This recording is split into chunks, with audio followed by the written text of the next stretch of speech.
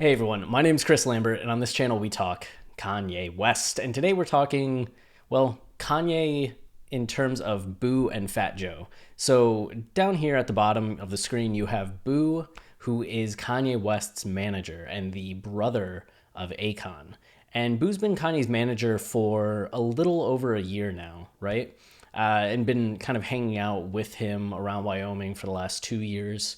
And their history goes back a long way. Like Boo recently did an interview that was the first like real formal interview I think that he had given, at least in terms of being Kanye's manager, where he talked about Ye and talked about his background and did a video about that. But he's now doing this interview with Fat Joe, and it's really worth the like 48-minute watch. I thought so, just because it's fascinating to hear Boo talk about Kanye and has so many Kanye stories. And Joe, I had no idea, is such a Kanye fan, like a huge, huge, huge Kanye fan.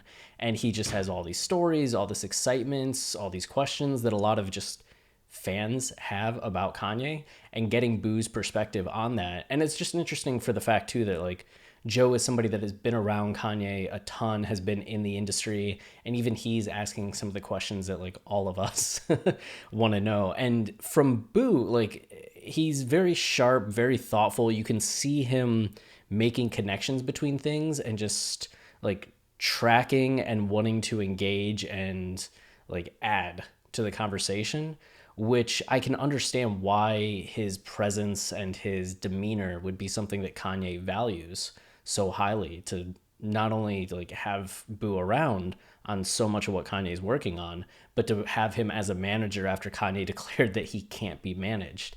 Boo seems kind of the perfect fit for Kanye.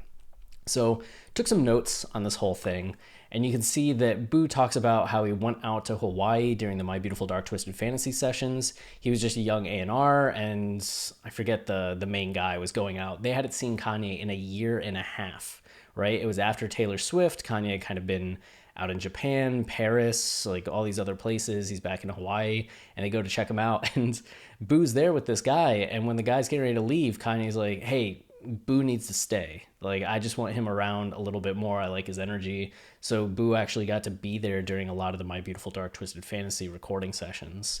Kanye is Fat Joe's favorite rapper. Yeah, when I say like Fat Joe is a huge Kanye fan, Fat Joe is a huge Kanye fan. Like maybe as big as any of us. He's just very into Kanye's music. Like at one point in the conversation, he starts talking about how he thinks Kanye is going to be in a museum one day, which like, yeah, I agree with, but I didn't expect Fat Joe to be making that point.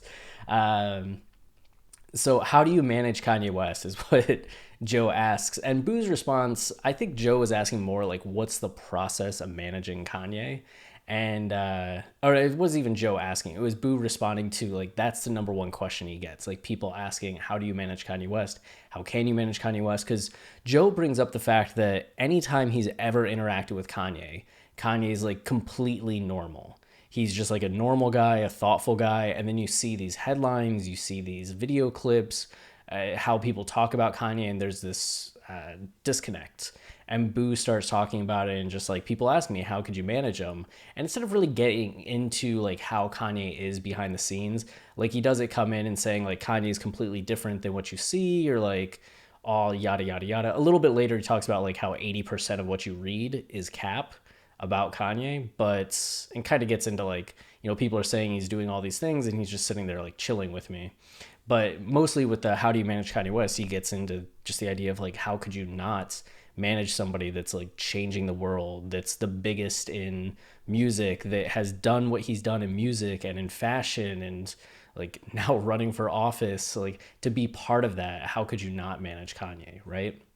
Every artist is crazy in some way. It's a point that Fat Joe starts to bring up, and Boo's like, yes, exactly. And Joe says that he's like not crazy, and Boo's like, Joe, back in the day, no. When you were like at your height, no, nobody could tell you nothing. Joe kind of laughs. It speaks things into existence. It's just what Kanye does. Boo wasn't there at South Carolina, so Joe brings up South Carolina, and he's like, what is that? Like, how do you respond to that? Your phone's getting blown up by people. Like, what do you say? What do you do? And Boo says essentially what like a lot of us as fans have come to realize about Kanye, what Kim has said about Kanye, like all these people in his orbit have said this. A lot of times he has great ideas, means well, and just doesn't articulate it well, right? Which I know there are people that are like, oh, well, celebrities need to know messaging better. But at the same time, like, celebrities, yeah, but artists that are like part of their appeal is their unfetteredness and just being able to think through things and not control everything that they say and do. I don't know. Like, I feel like Kanye's batting higher than he is lower, right? Like he's above 300 to use baseball terms. But yeah, he does say some things that like complicate things, like cause people to go off the rail. Yeah, I mean, you're watching this, you know what I'm talking about. But I think it's one of those things where the people closest to him, who all seem to be like good people in and of themselves, continuously say this thing that like what they hear from Kanye doesn't necessarily line up with the way that it comes out sometimes when he's talking to the public. And I do think you can see when Kanye's giving public speeches, there is a difference in his energy level. There's a difference in what he's trying to do. It's a lot more like a stage demeanor rather than if you just see him talking to David Letterman or you see him talking to Nick Cannon. There seems to be this dichotomy between public speaking Kanye or like crowd speaking Kanye versus just conversational Kanye. And I think conversational Kanye ends up being maybe a little bit more successful at conveying the things that Kanye wants to convey over public speaking Kanye. Kanye made Fat Joe do this verse 100 times in the booth. So there's a song that like Fat Joe and Kanye did, and Joe said that it was like the one time he got to work with Kanye. And it was funny because Joe was like pulled out like a pad and a pencil and started like, or a pen, right? Who uses pencils as an adult? Sorry if you use pencils as an adult, but he pulls out the pen and starts like jotting, and Kanye's like, oh, I didn't know you like wrote rhymes. I thought you're just like the Don, you know, people give you things and you just do what you do with it, which is awesome, but not that you're sitting there like writing. And Joe's like, that's incredible because everybody that I'm around always thinks of me as a writer, right? As somebody that's like doing this work, and Kanye had no idea. But then he gets into gets into the booth, and when he starts rapping, Kanye's just like, nah, again, like stress this word this way, nah, again, like stress the word this way, again, and just kept making him do the verse. And that people in Joe's camp were like, can't believe Kanye's doing this to Joe, the disrespect, blah, blah, blah, blah, blah. And Joe, meanwhile, is just like, this is awesome. Like, it's frustrating at some ways, I imagine, but he's also like excited about it because he's getting to work with Kanye at this level and see Kanye's like degree of perfection and what it is that makes Kanye like so special. So Boo talks about 100-foot dome the size of a football field, right? Which is something that he had mentioned in his previous interview, and we're kind of like, what? And he gives a little bit more of details on it, talking about that it's a brain cage where Kanye will be creating. It just seems to be Kanye wanted space that he could be like have all his various projects in an area and see them and kind of go. This is something that we've heard stories about, right? Like when they were working on Watch the Throne at the Mercer, right? Kanye rented out a block of hotel rooms, and he'd have people working on different songs in each hotel room and kind of just wander room to room to room, like hearing how people are doing on each thing. I think that was something that he was doing at other times as well. He'd have an area where people were working on music, an area where people were working on shoes. And I think Wyoming was also like he had visions of it being this thing. I don't know why it seems like they're abandoning Wyoming. Oh, no, I can imagine it's the fact that it's, no offense to Wyoming, and just away from everyone and everything. Like how hard it must be to get some people to fly out there, the cost it must be to get materials and people out there to do things, a little bit more of the problems with getting people to move out there. Like, Kanye, I really want to work for you, but I don't want to live here. You know, it's so far away from my family. It's so hard to get to places where in Atlanta, he can much more easily get people to come out, have materials, everything that he needs. So I think that might be the reason, but that's just my speculation, you know? But Boo said it's going to be built in the next 3 to 4 months.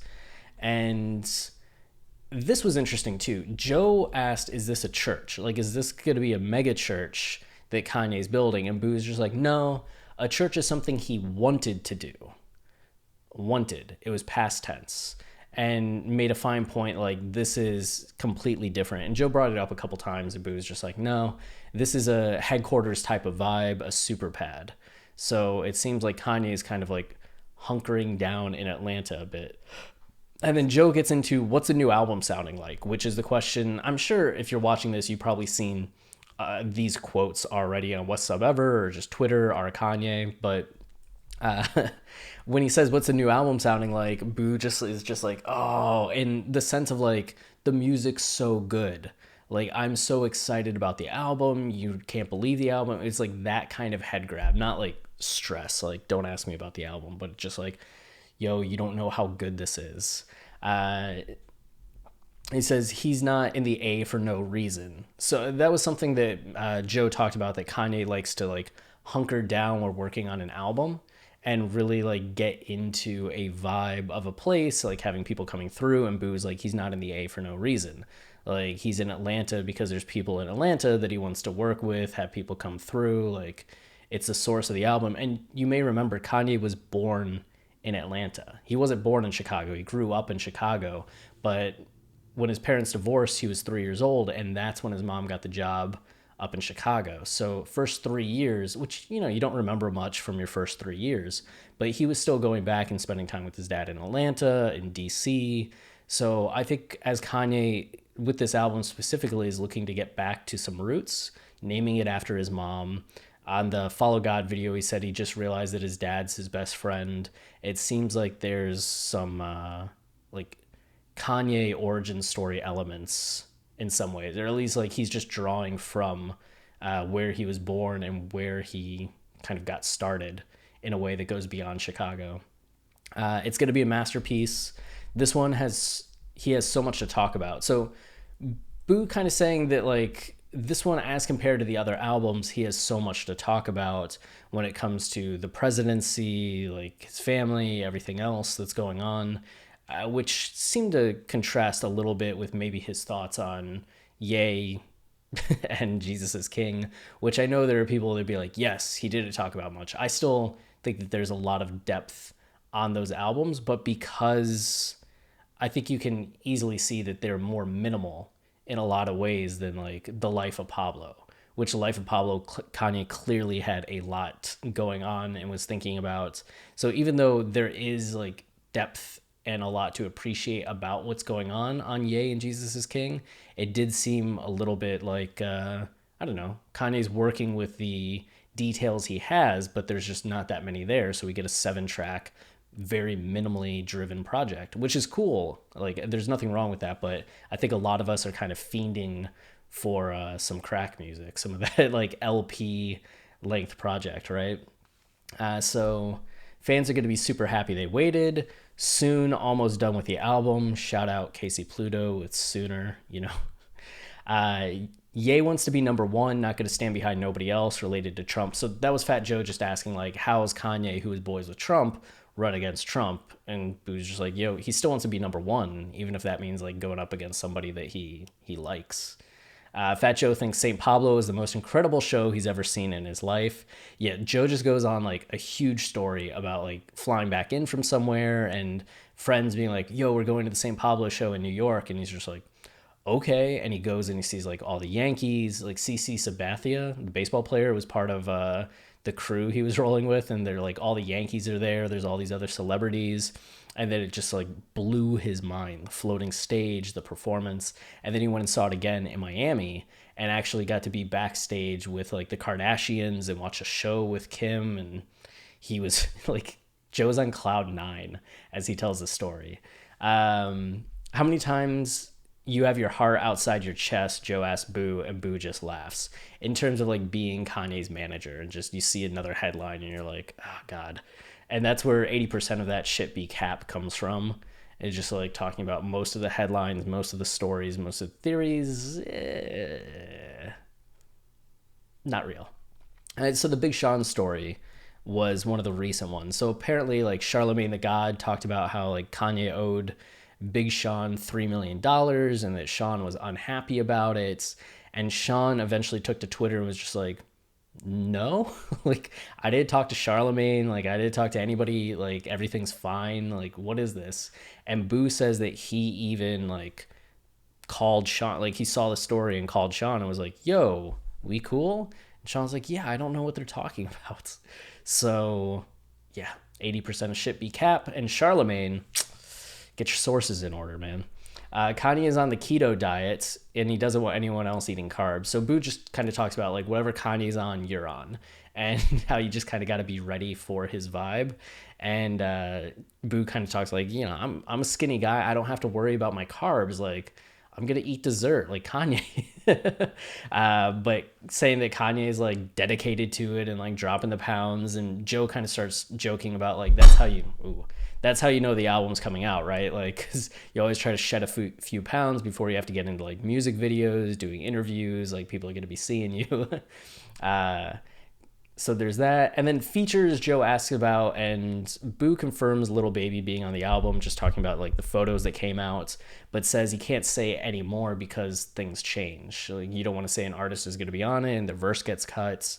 Like he doesn't know what Kanye is going to add, subtract, change at any given moment until it's done. So then he talks about Jesus is King 2, prompted by Joe. Joe's just like, yo, I had a friend who's like connected and he showed me like Dre in the studio and like told me that this shit was like done. Where is it? What's happening?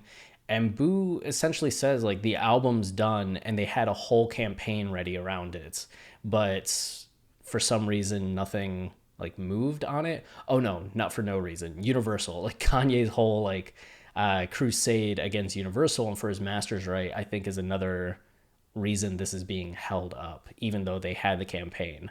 And Boo said it's going to come out. It has to. It's too good of a record not to come out. It's so good it makes you think, God, what have I been doing all these years?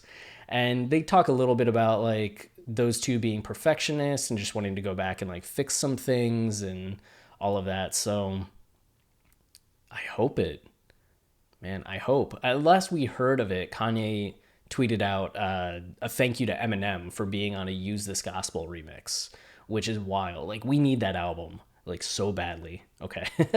Long segue, but Boo says it's coming soon, delayed a bit because of Universal. Yeah. And just Kanye wanting to get rights of his masters and negotiations with that. It seemed to say that like negotiations are moving along or going well. He didn't seem like hopeless about it. He seemed kind of hopeful for where the conversations were at, but he didn't linger on it along. It was really just kind of a one comment and just said that those are kind of good, right? The conversations are good. They have 3 albums, which Donda, Jesus is King 2, and then